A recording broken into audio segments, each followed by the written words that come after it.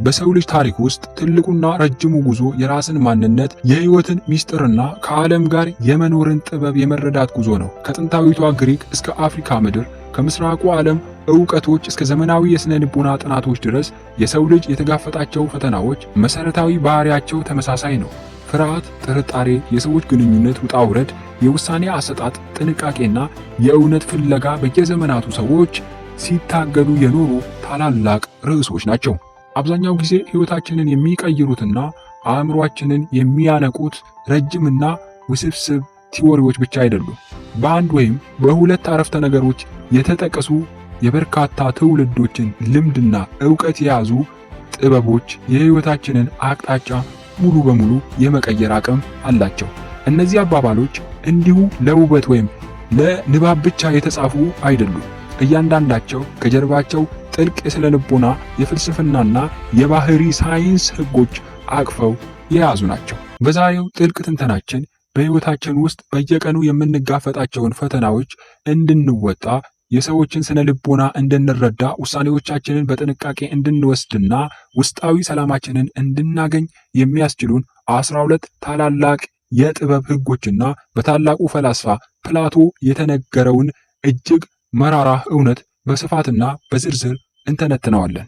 ይህ መመሪያ በሕይወት ውስጥ የሚገጥሙህን መሰናክሎች በብልህነት እንድትሻገር፣ ከሰዎች ጋር የሚኖር ግንኙነት ላይ ድንበር እንድታበጅና በአስተሳሰብ ደረጃ ከፍተኛ የበሰለ ስብዕና እንድታደራጅ የሚረዳ የሕይወት ካርታ ነው። የመጀመሪያው እውነት ከሚናገር ሰው በላይ የሚጠላ የለም። የጥንቱ ግሪክ ፈላስፋ ፕላቶ ከሺህ ዓመታት በፊት የተናገረው ይህ አባባል የሰው ልጅን ማህበራዊና ስነ ልቦናዊ ባህሪ በግልጽ የሚያሳይ እውነት ነው። የሰው ልጅ አእምሮ እውነታን በቀጥታ ከመጋፈጥ ይልቅ ለስሜቱ ምቾት የሚሰጡ፣ ቅዠቶቹን የሚያስቡና ድክመቶቹን የሚሸፍኑ ነገሮችን የመቀበል አውቶማቲክ አዘንባይ ነው። በስነ ልቦና ጥናት ወይ ኮግኒቲቭ ዲሶናንስ ተብሎ የሚጠራው ጽንሰ ሐሳብ እንደሚያስረዳው አንድ ሰው ከሚያምነው ወይም ከለመደው ሐሰተኛ እውነት ጋር የሚጋጭ እውነት ሲናገር በአእምሮ ውስጥ ከፍተኛ ውጥረትና የህመም ስሜት ይፈጥራል። ያንን ህመም ለማስወገድ ደግሞ እውነቱን ከመቀበል ይልቅ እውነቱን የተናገረውን ሰው መጥላት፣ ማጥቃት ወይም ማራቅ ይመርጣል። እውነትን መናገር ትልቅ ዋጋ ያስከፍላል። በማህበረሰብ፣ በሥራ ቦታ ወይም በግል ግንኙነቶች ውስጥ እውነትን ይዞ መቆም አብዛኛው ጊዜ ማስወደድ ሳይሆን ብቸኝነትን ያመጣል። ነገር ግን እውነተኛ ጥበብ ማለት ሰዎች ሊሰሙት የሚፈልጉትን ጣፋጭ ውሸት መናገር ሳይሆን የሰዎችን ጥላቻ ሳታፈገፍግ እውነትን በድፍረትና በሥነ ሥርዓት መያዝ መቻል ነው። እውነት የሚናገሩ ሰዎች ለአጭር ጊዜ ሊጠሉ ይችላሉ። በረጅም ጊዜ ግን የታመኑና የተከበሩ መሪዎች የሚሆኑት እነዚሁ ሰዎች ናቸው። የአንድን ሰው ጭንቅላት ለማወቅ የሚናገረውን ዝም ብለህ ስማው። የሰው ልጅ ሐሳቡን፣ ፍላጎቱን፣ የውስጥ ጭንቀቱንና እውነተኛ ማንነቱን የሚገልጥበት ትልቁ መስኮት አንደበቱ ነው።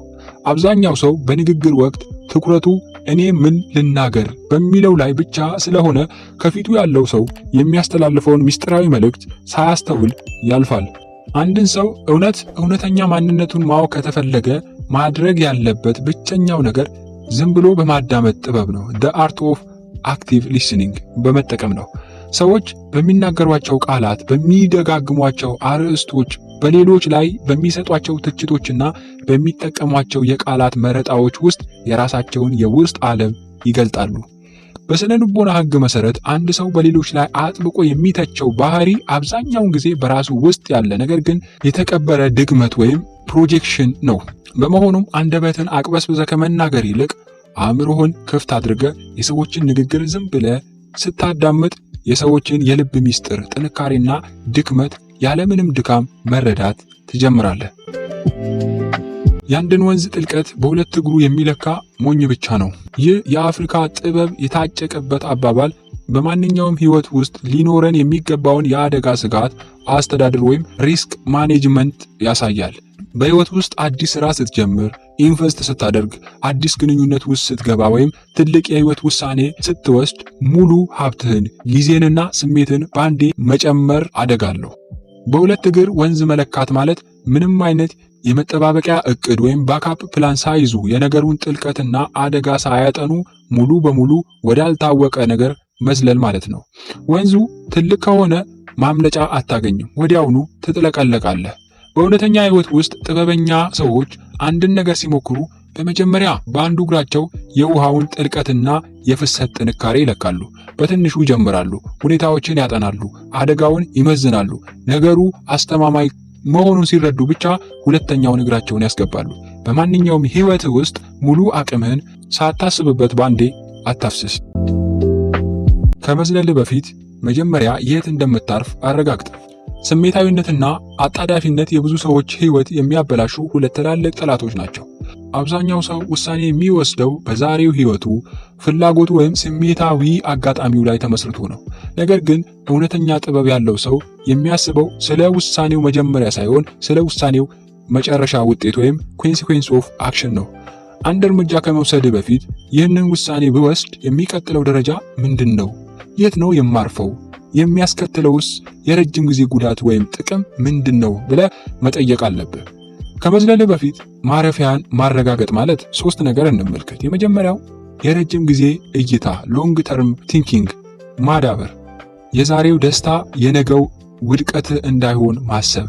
ሁለተኛ አማራጮችን ማዘጋጀት፣ ነገሩ ባሰብከው መንገድ ባሄድ እንኳ የሚታደግህ ሁለተኛ መንገድ ማዘጋጀት። ሶስተኛ ስሜትን መቆጣጠር፣ በከፍተኛ ደስታ ወይም በከፍተኛ ቁጣ ውስጥ ሆነ ውሳኔዎችን አለመወሰን። ቅርጫት ሙሉ እንቁላል ተሸክመ አትጨፍር። ይህ አባባል በፋይናንስ በስራና በግል ሕይወት ውስጥ እጅግ ወሳኝ የሆነውን ዳይቨርሲፊኬሽን ወይም አማራጮችን የማስፋፋት ሕግ ያመለክታል። እንቁላል በቀላሉ የሚሰበርና የማይመለስ ሀብት ነው። ያንን ሁሉ እንቁላል በአንድ ቅርጫት ውስጥ አድርጎ መጨፈር ማለት በትንሽ ስህተት ወይም መሰናክል ሁሉም ሀብት በአንዴ ማጣት ማለት ነው። በሕይወት ውስጥ እነዚህ 3 ነገር ልንገርህ። አንደኛ ጉልበትህንና ተስፋህን በሙሉ በአንድ ነገር ላይ ብቻ አታድርግ። ሁለተኛ ገቢህን ከአንድ ምንጭ ብቻ እንዲሆን አታድርግ። ሶስተኛ ሙሉ ሕይወትህንና ደስታህን በአንድ ሰው ላይ ብቻ አታንጠልጥል። ያዘጋጀው ቅርጫት ቢወድቅ እንኳ የሚተርፍ ሌላ አማራጭ ካለ በማንኛውም አጋጣሚ ውስጥ ወደ ታች አትወድቅም። ጥበበኛ ሰው ሁልጊዜም ሀብቱን፣ ጊዜውንና ዕውቀቱን በተለያዩ ዘርፎች ላይ ያሰራጫል። ለምትወደው ሰው ገንዘብ አታበድረው። ይህ አባባል በመጀመሪያ ሲሰማ ጨካኝነት ወይም ራስ ወዳድነት ሊመስል ይችላል። ነገር ግን ከጀርባ ያለው የሥነ ልቦና እውነት እጅግ ጥልቅ ነው። ገንዘብና ስሜታዊ ግንኙነት ወይም ለጋስነት፣ ፍቅር፣ ወዳጅነት ሲቀላቀሉ የግንኙነቱ መሰረት ይናጋል። አንድ ለምትወደው ሰው ገንዘብ ስታበድር የግንኙነታችሁ ሕግ ከፍቅርና ከወዳጅነት ወደ ባለዕዳና አበዳሪ ወይም ፓወር ዳይናሚክስ ይቀየራል። ሰውየው ገንዘቡ በሰዓቱ መመለስ ካልቻለ ከአንተ ጋር በሚኖረው ግንኙነት ውስጥ የጥፋተኝነት ስሜት፣ የፍርሃት ወይም የመራቅ ባህሪ ማሳየት ይጀምራል። አንተም በበኩልህ ገንዘቤን መቼ ይመልስልኝ ይሆን የሚል መጠራጠርና መናደድ ውስጥ ትገባለህ። በመጨረሻም ገንዘቡንም ሰውየውንም አጥተህ ትቀራለህ። ስለዚህ ጥበበኛ መፍትሄው ምንድን ነው? 2 መፍትሄ ልንገርህ። አንደኛው ለምትወደው ሰው የምትሰጠው ገንዘብ ካለ እንደ ብድር ሳይሆን እንደ ስጦታ ወይም ጊፍት አድርገህ ስጠው። ተመልሶ ያ ገንዘብ ይመጣል ብለህ ካላሰብክ ግንኙነታችሁ አይበላሽም። ሁለተኛው እንደ ብድር ለመስጠት ከአቅም በላይ ከሆነ ደግሞ በግልጽና በትህትና ይህንን ማድረግ አልችልም ብለህ ድንበር ማበጀት ሴቲንግ ባውንደሪስ የተሻለ ነው። የተሰበረ እጅ ሊሰራ ይችላል፣ የተሰበረ ልብ ግን ከቶ አይችልም። አካላዊ ህመምና ስሜታዊ ህመም በሰው ልጅ ላይ የሚያደርሱት ጉዳት ፍጹም ይለያያል። የተሰበረ እጅ ወይም አካላዊ ቁስል በሕክምና በመድኃኒትና በጊዜ ሂደት እንደገና ታክሞ ወደ ቀደመ ጥንካሬው ሊመለስ ይችላል። ነገር ግን በውስጥ ስሜት በእምነትና በልብ ላይ የሚደርስ ስብራት ወይም ኢሞሽናል ትራውማ ጠባሳው ለዘላለም ሊቀር ይችላል። አንድ ሰው ሲከዳ፣ ስሜት ሲረገጥ ወይም የምታምነው ሰው ልብህ ሲሰብረው በአእምሮ አውታር ውስጥ የሚኖረው ተጽዕኖ ከፍተኛ ነው። የተሰበረ ልብ የሰዎችን እምነት እንድታጣ፣ ራስህን እንድትጠራጠርና ከሰዎች ጋር አዲስ ግንኙነት ለመፍጠር እንድትፈራ ያደርጋል። የዚህ አባባል ዋና መልእክት 2 ነገሮች ናቸው። አንደኛው በሌሎች ላይ ጠንቃቃ ሁን። በቃላትህ በድርጊትህና በክህደትህ የሰዎችን ልብ ከመስበር ተጠንቀቅ።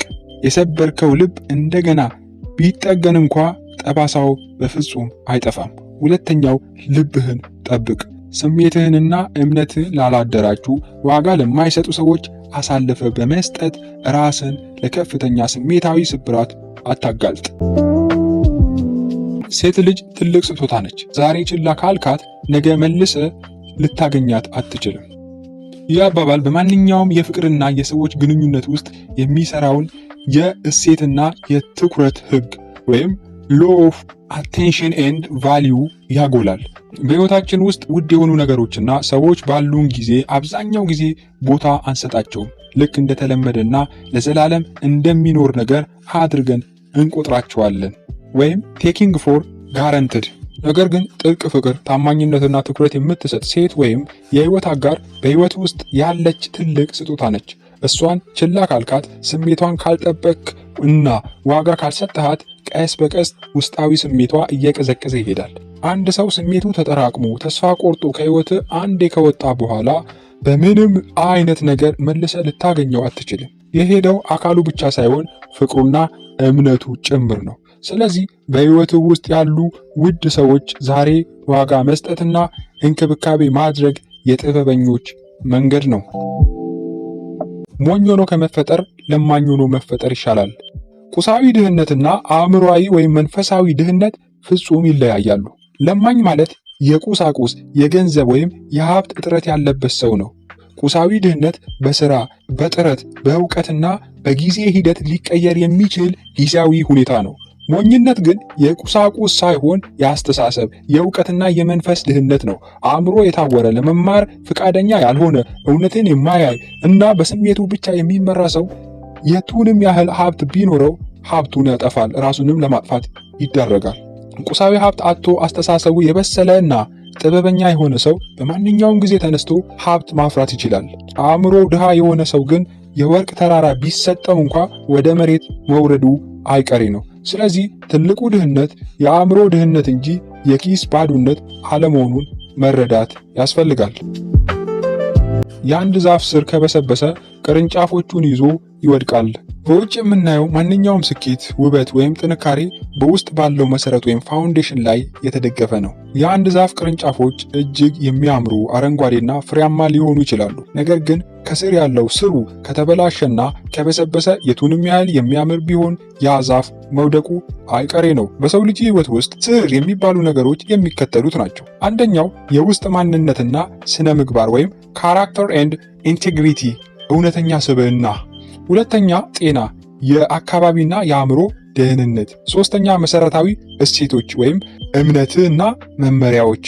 በውጭ በኩል ስኬታማ፣ ሀብታም ወይም ታዋቂ ልትሆን ትችላለህ። ነገር ግን የውስጥ ስብዕና፣ ህሊናና መሰረት ከተበላሸ ያ የውጭ ስኬት ሁሉ በአንዴ ተንዶ ይወድቃል። ህይወትህን ስትገነባ በውጭ የሚታዩትን ቅርንጫፎች ወይም ታዋቂነት፣ ገንዘብ ብቻ ሳይሆን በውስጥ የሚገኘውን ስርህን ወይም ስብዕናህን ተንከባከብ። ትናንሽ ኮረብታዎች በሞሉበት ሜዳ ላይ ሚስጥር አትናገር። ይህ አባባል የመረጃ ጥንቃቄንና የንግግር ድንበርን ወይም ኮንፊደንሻሊቲ ኤንድ ዲስክሬሽን የሚያስተምር ታላቅ ህግ ነው። ትናንሽ ኮረብታዎች ባሉበት ሜዳ ላይ ስትሆን ከኮረብታው በስተጀርባ ማን ተደብቆ እንደሚያዳምጥ አታውቅም። ሜዳው ክፍት ይመስላል፣ ነገር ግን አደጋው ተሸፍኗል። በህይወትህ ውስጥ አንደኛ ሚስጥርን ለሰዎች አታካፍል። ዛሬ ወዳጅ የሆነ ሰው ነገ ጠላት ሊሆን ይችላል።